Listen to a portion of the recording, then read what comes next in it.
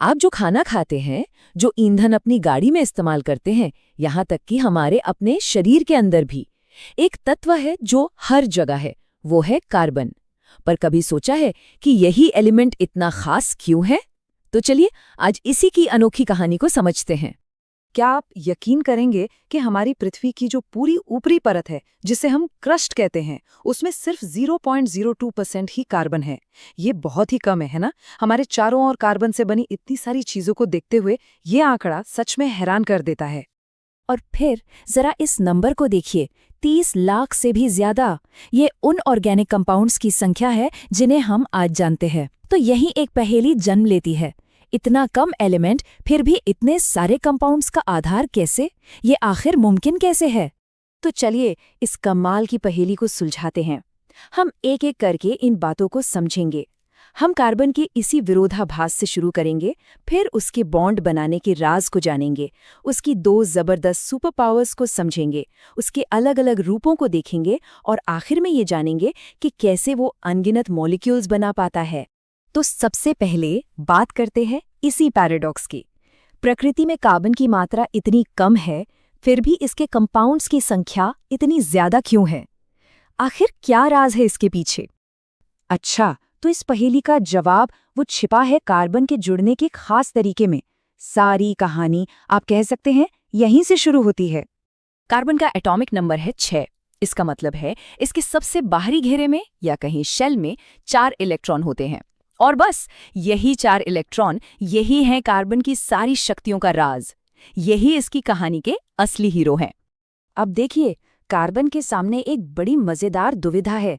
Stable होने के लिए इसे अपने बाहरी शेल में 8 इलेक्ट्रॉन चाहिए, पर ये ना तो 4 इलेक्ट्रॉन ले सकता है क्योंकि इसका न्यूक्लियस उन्हें संभाल नहीं पाएगा, और ना ही 4 इलेक्ट्रॉन दे सकता है क्योंकि उसमें बहुत ही ज्यादा एनर्जी लगेगी। तो ये करे तो क्या करे? ये एक बहुत ही स्मार्ट रास्ता अपनाता है, शेयरिंग का, यानी साझेदारी का। और इसी साझेदारी से जो रिश्ता बनता है ना, उससे हम कहते हैं कोवैलेंट बॉन्ड। ये एक बहुत ही मजबूत बॉन्ड होता है और यही कार्बन की अनगिनत संभावनाओं की नींव है। ये कोई लेने देने का रिश्ता नहीं, बल्कि साथ मिलकर चलने का रिश्ता है। सबसे सिंपल एग्जाम्पल से समझते हैं। हाइड्रोजन को ले लीजिए। हाइड्रोजन के 2 एटम एक एक इलेक्ट्रॉन शेयर करके एक जोड़ी बना लेते हैं और इससे बनता है एक सिंगल बॉन्ड। यह शेयरिंग का सबसे बेसिक फॉर्म है। लेकिन यह शेयरिंग सिर्फ एक एक इलेक्ट्रॉन की नहीं होती। ऑक्सीजन जैसे एटम्स 2-2 इलेक्ट्रॉन की जोड़ियां शेयर करके डबल बॉन्ड बनाते हैं, और नाइट्रोजन जैसे एटम तो 3-3 जोड़ियां शेयर करके और भी ज्यादा मजबूत ट्रिपल बॉन्ड बना लेते हैं। तो कोवैलेंट बॉन्ड बनाने की यही जो काबिलियत है ना, वो कार्बन को 2 जबरदस्त सुपर पावर्स देती है। चलिए जानते हैं इनके बारे में। पहली सुपर पावर है कैटेनेशन। इसका सीधा सा मतलब है कार्बन की अपने ही जैसे दूसरे कार्बन एटम से जुड़कर लंबी लंबी चेन बनाने की कमाल की आदत। और दूसरी सुपर पावर है टेट्रावैलेंसी, मतलब कार्बन एक साथ 4 बॉन्ड बना सकता है। सोचिए, एक एटम जो 4 अलग अलग दिशाओं में हाथ बढ़ाकर दूसरे एटम से जुड़ सकता है। इस कैटेनेशन की वजह से कार्बन क्या क्या नहीं कर सकता। वो लंबी सीधी चेन बना सकता है, जैसे ट्रेन के डिब्बे। वो पेड़ की टहनियों की तरह ब्रांच्ड चेन बना सकता है, और तो और वो खुद से ही गोल घूमकर जुड़ सकता है, मतलब रिंग्स भी बना सकता है। ये देखिए, ये है साइक्लोहेक्सेन। ये इसका एक शानदार एग्जाम्पल है। यहाँ 6 कार्बन एटम एक दूसरे का हाथ पकड़कर एक परफेक्ट रिंग बना रहे हैं। यही कैटेनेशन की पावर का एक खूबसूरत प्रदर्शन है। अब आते हैं कार्बन के एक और बहुत ही दिलचस्प पहलू पर। इसे कहते हैं एलोट्रॉपी, मतलब एक ही चीज लेकिन शक्लें अलग अलग, एक बहरूपिया। कहते हैं ना, अरेंजमेंट ही सब कुछ है। मतलब एटम्स आपस में जुड़े कैसे हैं, बस इसी बात से सब कुछ तय हो जाता है। और यही वजह है कि एक ही एलिमेंट, शुद्ध कार्बन, दुनिया का सबसे हार्ड सब्सटेंस भी है और पेंसिल में इस्तेमाल होने वाला नरम लुब्रिकेंट भी। ये देखिए, एक तरफ है हीरा, जिसमें हर कार्बन एटम 4 दूसरे एटम्स से एक मजबूत 3D स्ट्रक्चर में जुड़ा है, और दूसरी तरफ है ग्रेफाइट, जिसमें कार्बन एटम्स पतली पतली लेयर्स या परतों में जुड़े हैं, जो एक दूसरे पर आराम से फिसल सकती हैं। कमाल की बात यह है कि हैं दोनों ही 100% कार्बन, तो इनकी बनावट का असर सीधा इनके गुणों पर पड़ता है। हीरा अपने 3D स्ट्रक्चर की वजह से दुनिया में सबसे कठोर है और बिजली को पास नहीं होने देता। वहीं ग्रेफाइट अपने लेयर्ड स्ट्रक्चर की वजह से नरम और चिकना होता है और हाँ, बिजली का अच्छा कंडक्टर भी है। सब कुछ बस अरेंजमेंट का खेल है। चलिए, अब अपने आखिरी हिस्से पर चलते हैं और देखते हैं कि कार्बन की ये सारी खासियतें मिलकर उसे कैसे एक इन्फिनिट मॉलिक्यूल मेकर बनाती हैं। इसे समझने के लिए इस एल्कीन सीरीज को देखिए। इसे आप लेगो ब्लॉक्स के खेल जैसा समझ सकते हैं। मीथेन, जिसमें एक कार्बन है, वो हमारा पहला ब्लॉक है। अब इसमें एक खास CH2 ब्लॉक जोड़ दीजिए तो बन गया ईथेन। एक और CH2 ब्लॉक जोड़िए तो बन गया प्रोपेन, और ये सिलसिला बस चलता रहता है। और कहानी यहीं खत्म नहीं होती। इन कार्बन की चेन्स पर हम अलग अलग एटम्स या ग्रुप्स भी लगा सकते हैं। इन्हें कहते हैं फंक्शनल ग्रुप्स। ये एक तरह से मॉलिक्यूल के लिए सजावट का सामान है, जो उसे बिल्कुल नए और खास गुण दे देते हैं। इससे तो मानो अनगिनत संभावनाओं का एक नया ही दरवाजा खुल जाता है। तो यही है जीवन की इतनी सारी वैरायटी का राज। एक सिंपल सा एटम, कार्बन, जो स्टेबल है और अपनी 4 बॉन्ड बनाने और खुद से जुड़ने की कमाल की काबिलियत की वजह से एक ऐसा वर्सेटाइल टूलकिट बन जाता है जिससे लाइफ के लाखों करोड़ों मॉलिक्यूल्स बनते हैं। तो हमने ये तो जान लिया कि हमारी पृथ्वी पर जीवन का आधार कार्बन है, पर यह एक बहुत बड़ा सवाल खड़ा करता है कि अगर इस ब्रह्मांड में कहीं और किसी दूसरे ग्रह पर जीवन मिला, तो क्या वो भी कार्बन पर ही आधारित होगा या कोई और एलिमेंट है जो ये काम कर सकता है? ये सोचने वाली बातें हैं। समरी आप लोगों को कैसा लगा? अच्छा लगा होगा। चलिए, जैसा कि हम वादा किए थे कि लास्ट में आप लोग को ऑब्जेक्टिव सेशन भी लाएंगे, तो अब आज से ऑब्जेक्टिव सेशन आप लोग का स्टार्ट हो चुका है। जो चैप्टर पढ़ा दिए अब उसका भी आएगा। अभी 1-2 चैप्टर बाकी है, उसको कंप्लीट करा देते हैं। उसके बाद हर चैप्टर का समरी हम डेली मतलब ऑब्जेक्टिव सेशन और सब्जेक्टिव सेशन भी लाते रहेंगे। आज ऑब्जेक्टिव सेशन आया, ठीक है। चलो क्वेश्चन नंबर 1 से देखते हैं। कार्बन 23 को यौगिक है। जो दोस्त लोग नहीं देखे हैं, जिनको ऑब्जेक्टिव से डर लग रहा है, उनको शेयर वेयर कर दीजिए। थोड़ा सपोर्ट वपोर्ट दिखाए लो कि 50-50 जल्दी होए, तो हम लाइव वही आए, तो लाइव में आएंगे तो और अच्छा से इंटरेक्शन हो पाएगा और अच्छा से समझा पाएंगे। आप लोगों को डाउट को ज़्यादा ले पाएंगे, ठीक है। चलो क्वेश्चन नंबर 1 से देखते हैं। कार्बन के 2 अप्रूप के अलावा तीसरा अप्रूप के नाम बताएं। तो कार्बन के जो 2 गो अप्रूप है, उसके अलावा तीसरा अप्रूप क्या है? तो ये फ्लोरीन कार्बन, ठीक है। और ये भी बताना है कमेंट बॉक्स में किसका कितना सही हुआ। हम जब वो कल वाला सेशन लाएंगे तो उसमें उसका नाम लेंगे, ठीक है। चलो, कार्बन यौगिक की संख्या लगभग कितनी है? तो कार्बन के जो यौगिकों हैं, जो कार्बन के जो यौगिक है, उसके लगभग संख्या कितनी है? तो इसका सही है आंसर 3 मिलियन है। 3 मिलियन। हीरा और ग्रेफाइट कार्बन के क्या है? हीरा और ग्रेफाइट ये कार्बन के समस्थानिक है, समावयवी है, या फिर समस्थानिक है, या फिर बहुलक है, या फिर अपरूप है। तो इसका राइट आंसर क्या हो जाएगा? हमारे जो हम लोग पढ़ा था कि कार्बन के जो ई क्या होता है? अपरूप होता है, ठीक है।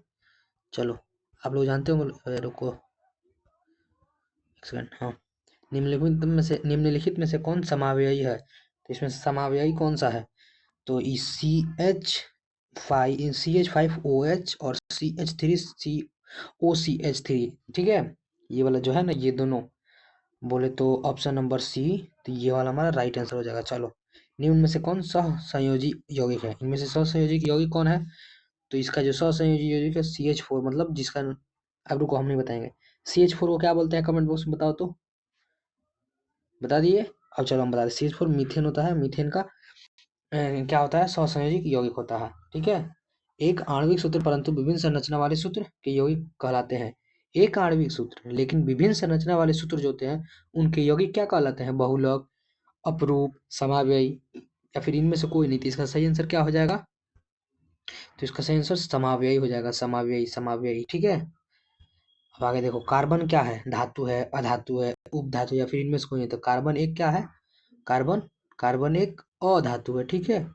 और बताओ, सोना क्या है? अधातु की धातु?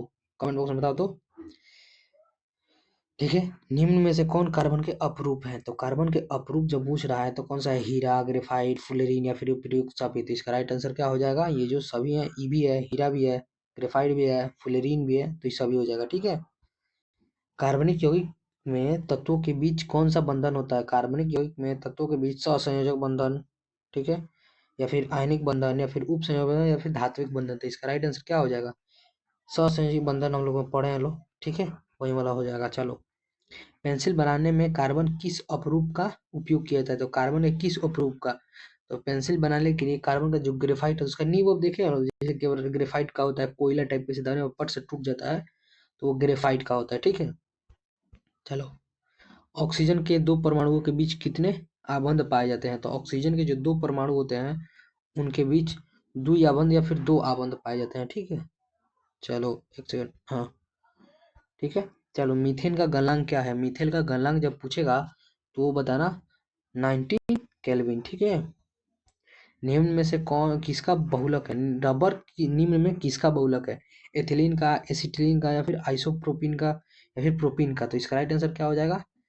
तो इसका राइट आंसर क्या हो जाएगा? आइसोप्रोपिन का। ठीक है, हम इसमें ज्यादा डिटेल में एकदम कॉन्सेप्ट पकड़ पकड़ के उतना नहीं समझा रहे हैं, कैसे कि वीडियो बहुत लंबा हो जाएगा। अगर कहिएगा लो तो हम एकदम डिटेल में डीपली घुस घुस के हर एक क्वेश्चन को अच्छे से समझाएंगे, लेकिन थोड़ा सा वीडियो लंबा होगा तो आप लोग मैनेज तब कीजिएगा। लो बता दीजिएगा कमेंट बॉक्स में, इतना पे ठीक है कि और डीपली इसको बनाए। निम्नलिखित में कौन ऊष्मा एवं विद्युत का सुचालक है? तो ऊष्मा एवं विद्युत का सुचालक हो जाएगा हमारा ये जो ग्रेफाइट है। ये पेंसिल को कभी लाइन बॉक्स में लगा कर मत देखिएगा, तो ग्रेफाइट वाला होता है, टप से मार देगा। ठीक है, ऊष्मा और विद्युत का सुचालक होता है, बहुत बढ़िया, अच्छा खासा। चलो, नाइट्रोजन के अणु निम्न में से कितने सहसंयोग बंधन होते हैं? नाइट्रोजन के अणु में कितने सहसंयोग बंधन होते हैं? 1 2 3 4। तो इसका राइट आंसर क्या हो जाएगा? 3 होते हैं। ठीक है, चलो। फुलेरिन C16 कार्बन का अपरूप है, इसकी आकृति कैसी होती है? तो फुलेरिन की जो कार्बन C16 इसकी आकृति हम लोग पढ़े थे, फुटबॉल के जैसा, फुटबॉल। ठीक है, चलो आगे बढ़ो। हाँ, इसका पीडीएफ चाहिए तो व्हाट्सएप ग्रुप में हम आप लोग ज्वाइन हो जाओ, वहां से हम दिला देंगे, या फिर इसी वीडियो के लिंक में डिस्क्रिप्शन में हम इसका पीडीएफ प्रोवाइड कर देंगे, आप वहां से डाउनलोड कर लीजिएगा। ठीक है, अपने दोस्तों को भी शेयर करते रहिए लो, सेशन अच्छा लग रहा हो तो। चलो आगे बढ़ो। हाइड्रोजन के दो परमाणुओं के बीच किस प्रकार का बंध है? हाइड्रोजन के दो परमाणुओं के बीच कौन सा बंध है? तो एकल बंध है। ठीक है, सहसंयोजी यौगिक के यौगिक सहसंयोजी विद्युत के क्या है? सुचालक है, कुचालक है, मंद चालक है, या फिर तीव्र चालक है? तो इसका राइट आंसर क्या हो जाएगा? ये कुचालक है। ठीक है, चलो आगे बढ़ो। एथिलीन में कार्बन कार्बन के बीच दो आबंध मौजूद हैं। एथिलीन में कार्बन कार्बन के बीच दो आबंध मौजूद हैं, जिनमें जिनमें एक 6 और दूसरा पाई का आबंध है। एक 6 एक पाई आबंध है, दोनों 6 आबंध है, या फिर दोनों पाई आबंध है, या फिर तीनों इलेक्ट्रोवैलेंट आबंध है? तो इसका राइट आंसर क्या हो जाएगा? कमेंट बॉक्स में बता दो, फिर भी हम बताते हैं। इसका राइट आंसर हो जाएगा एक एक के, सॉरी सॉरी सॉरी, एक सेकंड, एक एक आबंध, एक 6 आबंध और एक पाई आबंध है। ठीक है, चलो। क्लोरोफॉर्म का क्वथनांक क्या है? तो क्लोरोफॉर्म का क्वथनांक हमारा हो जाएगा ये जो 111 केल्विन है ना, यही हो जाएगा। ठीक है, ऑप्शन नंबर डी। कार्बन की परमाणु संख्या क्या है? ये तो आप लोग कमेंट बॉक्स में आशा करते हैं बताइए दीजिएगा लोग। चलो फिर भी हम बताते हैं, 6। चलो आगे बढ़ो। इथेन के एक अणु में कितने सहसंयोजक बंधन होते हैं? तो इथेन के एक अणु में ना ही 2 होते हैं, ना ही 4 होते हैं, ना ही 6 होते हैं कितने? 7। ठीक है, चलो आगे बढ़ो। अमोनिया के परमाणु में नाइट्रोजन एवं हाइड्रोजन के अणुओं की संख्या का अनुपात है। तो अमोनिया के परमाणु में नाइट्रोजन एवं अणुओं के अनुपात कितना है? तो हम लोग में जाना है कि 1/3 भी नहीं होता है, 2/1 भी नहीं होता है, 1/2 भी नहीं होता है 1/3, 1:3। ठीक है, चलो 24 नंबर देखो। हेक्सेन का रासायनिक सूत्र क्या है? तो हेक्सेन का रासायनिक सूत्र पहले नंबर क्वेश्चन है, पहले नंबर जो ऑप्शन है वही है, C6H14 हेक्सेन का। ठीक है, अब बेंजीन का बताओ। बेंजीन का इसे याद रखना, बेंजीन का होता है C6H6। ठीक है, चलो। कौन सा, एक सेकंड, कौन सा कार्बनिक यौगिक सबसे अधिक क्रियाशील है? सबसे अधिक क्रियाशील कार्बनिक यौगिक कौन सा है? तो ये हमारा जो C2H4 है ना, ये वाला, ये होता है सबसे अधिक क्रियाशील। प्रथम कार्बनिक यौगिक यूरिया का संश्लेषण किसने किया था? तो प्रथम कार्बनिक यौगिक जो था और उसका संश्लेषण यूरिया का ये जो वोहलर साहब थे ना, इन्होंने ही किया था। चलो, कैल्शियम क्लोराइड जल के साथ अभिक्रिया कर देता है मीथेन में, एथीन में, या फिर एथाइन में? तो इसका राइट आंसर क्या होगा 27 का? तो ये जो एथाइन होता है ना, ये वाला, ऑप्शन नंबर डी, यही राइट आंसर हो जाएगा। ठीक है, चलो आगे बढ़ो। 28 नंबर, CH2 CHO एक प्रकारात्मक समूह निम्नलिखित में कौन है? इसके जो प्रक्रियात्मक समूह है इसमें से कौन है, कीटोन है, कार्बोक्सिलिक अम्ल है, एल्कोहल है, फिर एल्डिहाइड है। तो ये जो हमारा एल्डिहाइड होता है ना, यही वाला है। C2H2 कार्बनिक यौगिक को एथाइन कहा जाता है। इसके दो कार्बन परमाणुओं में कितने बंध होंगे? ठीक है, तो C2H2 जो होता है उसके कार्बन यौगिक में कितने बंध होते हैं? तो ये जो त्रिबंध होता है ना, त्रिबंध, ट्रिपल बॉन्ड, वही होता है। ठीक है, CHO अभिक्रिया मूलक को कहते हैं। CHO जो अभिक्रिया है उसमें मूलक को क्या कहते हैं? एल्डिहाइड, एल्कोहल, कीटोन या फिर इनमें से कोई नहीं। तो इसका राइट आंसर क्या हो जाएगा? इसका राइट आंसर हो जाएगा ऑप्शन नंबर ए, एल्डिहाइड। ठीक है, चलो।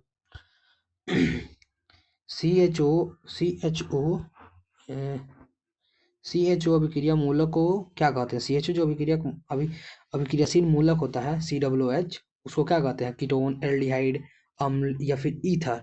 तो राइट आंसर इसका क्या हो जाएगा? अम्ल। ठीक है, और लास्ट में अगर OH लगा हो तब ये बताओ कमेंट बॉक्स में। और लास्ट में OH लगा हो तब क्या कहेंगे?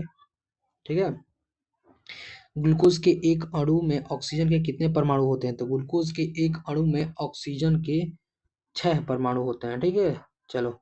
प्रोपेन का आणविक संरचना निम्नांकित में से कौन है? तो प्रोपेन के जो आणविक संरचना है ना, वो क्या होगा इसमें से?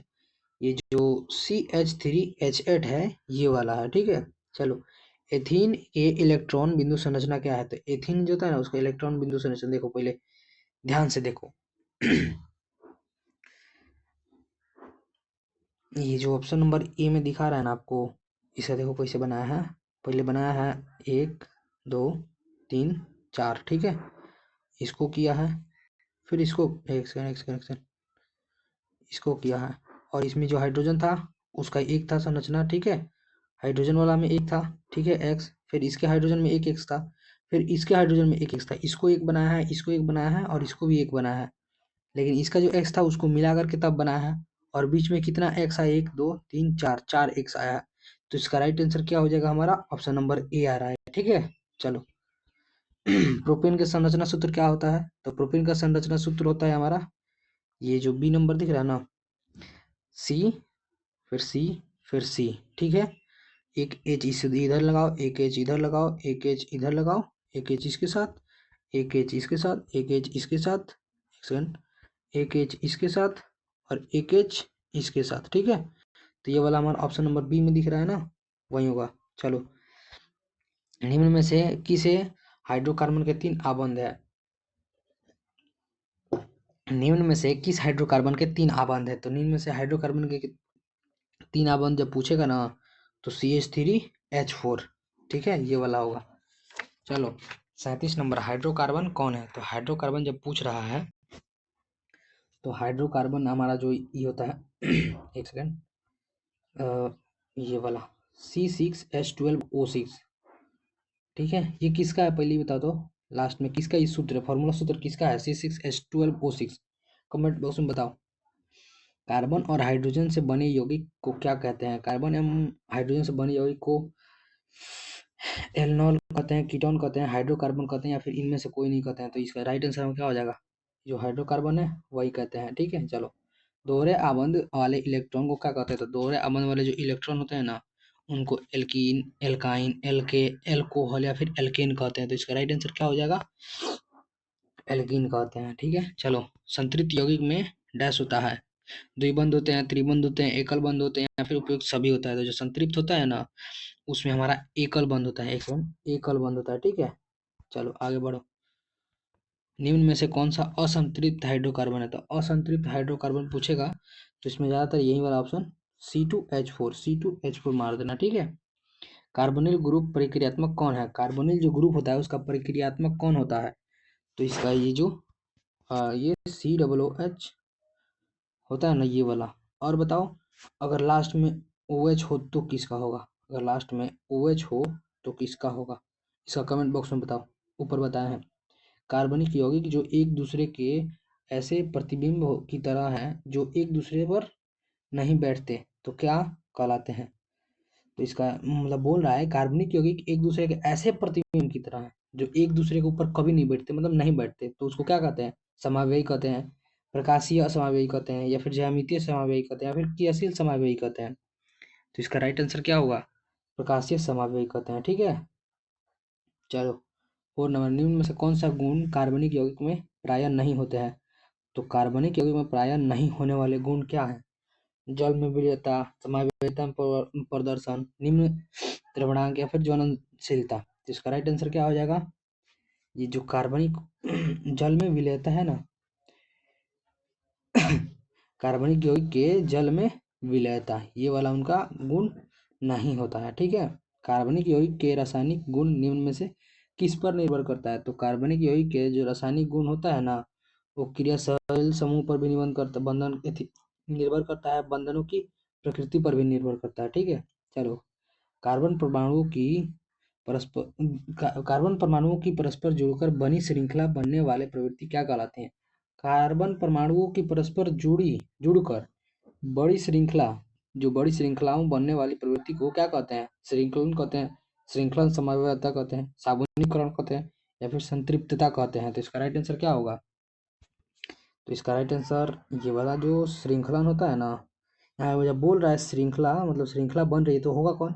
श्रृंखला समन्वयता नहीं होता है, साबुनीकरण तो होगा नहीं, असंतृप्तता होगा नहीं, ये होगा नहीं, तो बनेगा कौन? श्रृंखलन। ठीक है, चलो कार्बन एक अद्वितीय परमाणु है क्योंकि इसकी यौगिक की संख्या सर्वाधिक है, इसके परमाणु लंबी श्रृंखला में बनते हैं, या फिर जंतु और पेड़ पौधे मुख्यतः कार्बन यौगिक से बने हैं, या फिर सभी। तो इसका राइट आंसर क्या होगा? ये हम लोगों ने पढ़ा है कि सब होगा। इसके यौगिक की संख्या सर्वाधिक है, इसके परमाणु लंबे एवं श्रृंखला से बनते हैं, जंतु एवं पेड़ पौधे मुख्यतः कार्बन यौगिक से बनते हैं। तो इसलिए हमारा राइट आंसर हो जाएगा ऑप्शन नंबर डी। ठीक है, चलो कार्बनिक यौगिक के गुण को निर्धारित करने वाले परमाणु या परमाणु समूह को क्या कहते हैं? तो कार्बनिक यौगिक के जो गुण को निर्धारित करते हैं उनको क्रियाशील मूलक कहते हैं, निर्धारण मूलक कहते हैं, समाजातीय कहते हैं, या फिर समावयव कहते हैं। तो इसका राइट आंसर क्या होगा? क्रियाशील जो मूलक हम लोगों ने पढ़ा है ना, वही होगा।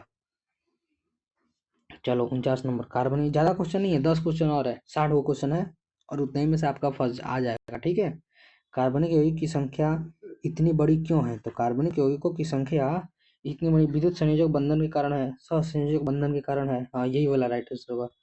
सहसंयोजक बंधन की जो प्रकृति है इसी के कारण है। ठीक है, ऑप्शन नंबर जो आप लोग का ये बी नंबर ऑप्शन होगा ना, यही राइट आंसर होगा। ठीक है, चलो आगे बढ़ो। मेथिल एल्कोहल का आईयूपीएसी नेम क्या है? तो मेथिल एल्कोहल का आईयूपीएसी नेम होगा मेथेनॉल। ठीक है, प्रोपील एल्कोहल का क्या होगा? तो ऊपर था मेथेनॉल, जिसका प्रोपील एल्कोहल होगा, इसका क्या होगा? इसका होगा प्रोपेनॉल। ठीक है, ऊपर मेथेनॉल, इधर प्रोपेनॉल, एल्कोहल पूछेगा तो नॉल बनाना। एसिटिलीन होगा तो उसका क्या होगा? एसिटिलीन C2H2 है, इसका आईयूपीएसी नेम क्या है? तो इसका आईयूपीएसी नेम क्या है? तो एथाइन। ठीक है, 2 ब्यूटाइन नहीं होगा, ब्यूटेनॉल होगा नहीं, कैसे कि एथेनॉल वाला ग्रुप एथेनॉल ग्रुप का है नहीं, तो ब्यूटेनॉल तो होगा नहीं। डाइमिथाइल ईथर क्या है? डाइमिथाइल ईथर का आईयूपीएसी नेम क्या है? डाइमिथाइल ईथर का आईयूपीएसी नेम इसका होगा मेथिलिक्स। एक सेकेंड, मेथिलिक्स मीथेन। ठीक है, चलो मेथिल एथिल प्रोपाइल ईथर का आईयूपीएसी नेम क्या है? तो एथिल प्रोपाइल ईथर का जो आईयूपीएसी नेम होगा आपका, एक सेकंड, ये देखिए, ये जो एक्सी एथेन होगा नहीं, प्रोपाइल होगा नहीं, एथॉक्सी प्रोपेन होगा। ठीक है, चलो आगे बढ़ो। क्लोरोप्रोपेन का समूह कौन सा है? क्लोरोप्रोपेन में कौन सा समूह है? हाइड्रोजनल समूह, एल्कोहल समूह, एल्डिहाइड समूह, या फिर कीटोन समूह। तो इसका राइट आंसर क्या हो जाएगा? ऑप्शन नंबर ए, हाइड्रोजनल समूह। ठीक है, हैलोजन समूह। चलो सामान्य सूत्र CnH2n वाले यौगिक कहे जाते हैं। सामान्य सूत्र जो CnH2n वाले यौगिक हैं उनको क्या कहते हैं? उनको हम कहते हैं एल्कीन। और एल्काइन का क्या होता है? एल्कोहल का सामान्य सूत्र क्या होता है? तो एल्कोहल का सामान्य सूत्र हमारा होता है, देखो क्वेश्चन में यही बोल रहा है। ऊपर हम पूछे थे कि लास्ट में अगर OH लगा हो तो वो किसका होता है? तो वो होता है एल्कोहल का। ठीक है, तो इसमें कौन सा है देखो तो, OH किस में लगा है? CnH2n में लगा है, तो यही वाला हमारा हो जाएगा। ठीक है, चलो प्रयोगशाला में संश्लेषित पहला कार्बनिक यौगिक कौन सा था? तो प्रयोगशाला में संश्लेषित पहला कार्बनिक यौगिक हमारा ये जो यूरिया है ना, ये वाला था। इसका किसने किया था? तो बोहलर, याद रखना, ठीक है। क्लोरोफॉर्म का रासायनिक सूत्र क्या है? क्लोरोफॉर्म का रासायनिक सूत्र ये CH3 है, ठीक है। चलो आगे बढ़ो, लास्ट क्वेश्चन है, बताओ एल्काइन का सामान्य सूत्र क्या होता है? तो एल्काइन का जो सामान्य सूत्र होगा वो हो जाएगा CnH2n-2, जो ऑप्शन नंबर सी है ना, ये डी वो वाला होगा, ठीक है। अगर आप लोग को सेशन में कोई दिक्कत लग रहा हो, अभी मेरा फर्स्ट सेशन था लाइव वाला, तो इसमें थोड़ा सा साउंड का प्रॉब्लम होगा, मैनेज कर लीजिएगा, लो आगे धीरे धीरे सही हो जाएगा एक्सपीरियंस के साथ साथ। अगर और कोई दिक्कत है तो कमेंट बॉक्स में बताइए लो, और कोई सब्जेक्ट में दिक्कत आ रहा है तो बताइए, हम उसका सॉल्यूशन करने का ट्राई करेंगे, आप लोग को हम प्रोवाइड करा देंगे। इसका PDF इसी वीडियो के डिस्क्रिप्शन में है, वहाँ से आप ले सकते हैं, या फिर व्हाट्सअप ग्रुप में जुड़ जाइए, वहाँ से मिल जाएगा। व्हाट्सअप ग्रुप का लिंक ऊपर चैनल में है, या फिर इस वीडियो के डिस्क्रिप्शन में आपको व्हाट्सअप ग्रुप का भी लिंक मिल जाएगा, ठीक है। और कोई दिक्कत है तो कमेंट बॉक्स में बताइए लो, हाँ, और किसका कितना सही हुआ वो भी कमेंट बॉक्स में बताइए लो, ताकि हम नेक्स्ट सेशन में उसका नाम लें, तो सबसे अधिक सही होगा उसका नाम कल लिया जाएगा। चलो मिलते हैं कल।